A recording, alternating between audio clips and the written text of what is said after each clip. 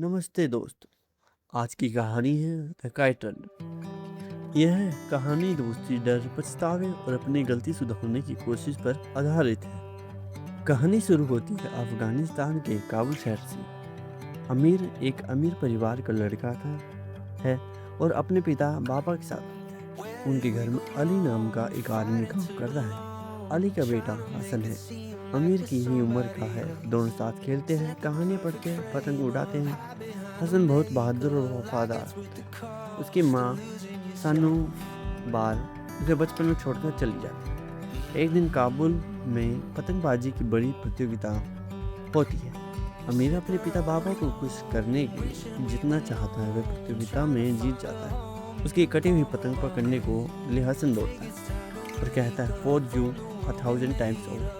यही इसकी famous line है, यानी मतलब तुम्हारे लिए मैं 1000 बार भी करूँ। लेकिन रास्ते में आसिफ नाम का एक क्रूर लड़का अपने दोस्त वली और कमाल के साथ हसन को रोक लेता है। हसन पतंग देने से मना कर देता है क्योंकि वह पतंग अमीर के लिए होती है। अमीर पास खड़ा सब देख रहा होता है, लेकिन डर के कारण हसन की मदद नहीं करता। यही घटना पर अमीर को पूरी जिंदगी परेशान करती है। अमीर अपने अपराध में बचने के लिए हसन पर चोट का झूठा आरोप लगाता। हसन निर्दोष होते हुए भी चोरी नहीं का बाबा हसन माफ कर देते हैं, लेकिन अली अपने बेटे को लेकर घर छोड़ के चल जाता है। कुछ समय बाद अफगानिस्तान में युद्ध शुरू होता है। अमीर और बाबा पाकिस्तान के रास्ते अमेरिका चले जाते हैं। वहाँ अमीर बड़ा होकर लेखक बनता है। सुरेह ताहिरी से शादी करता है। सुरेह के पिता जनरल ताहिरी और माँ जमीला ताहिरी। कुछ समय बाद माँ बाबा की मृत्यु हो जाती है। सालों बाद बाबा के पुराने दोस्त रहीम खान अमीर को पाकिस्तान बुलाते हैं। रहीम खान एक बड़ा सच बताता है, हसन केवल अली का बेटा नहीं है, हसन असली बाबा और सुनूर का बेटा है। इसका मतलब हसन अमीर का सच्चा भाई था। हसन ने फरजाना से शादी की और उनका एक बेटा था जिसका नाम है सोराब। तालिबान हसन और फरजाना को मार देता है और सोराब अकेला रह जाता है। रहीम खान अमीर से कहते हैं कि वह सोराब को बताएंगे।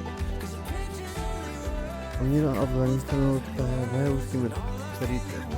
वह जमान नाम व्यक्ति अनातोलिया में पहुंचता है। जमान बताता है कि सोराब को एक तालिबान अटका ले गया है। तो अमीर उस हथियार से मिलता है तो पता चलता है वह आसिफ ही है। आसिफ अमीर को बहुत मारता है, तो सोराब अपनी पुलिस से आसिफ को घायल कर देता है और अमीर को बचा लेता है और अमीर सोराब को लेकर अमेरिका आ जाता है। सोराब बहुत दुखी और चुप रहने वाला बच्चा बन जाता है, लेकिन अमीर उसका ध्यान रखता है। कहानी के अंत में अमीर और सोराब एक साथ पतंग उड़ाते हैं। अमीर सोराब से कहता है, वो ये 1000 टाइम्स है। इस बार अमीर वही वफादारी दिखाता है जो कभी हसन ने उसके लिए दिखाई। इस कहानी की सीख यह है कि गलती करने के बाद भी इंसान अपनी गलती सुधार सकता है। जितना साहस अपनी गलती से भागना नहीं, बल्कि उसे स्वीकार करके सही काम करना है। तो फिर मिलेंगे अगले किसी कहानी के साथ। राम राम। दारिया नॉवेल्स को सब्सक्राइब करें, लाइक करें, शेयर करें। Thank you.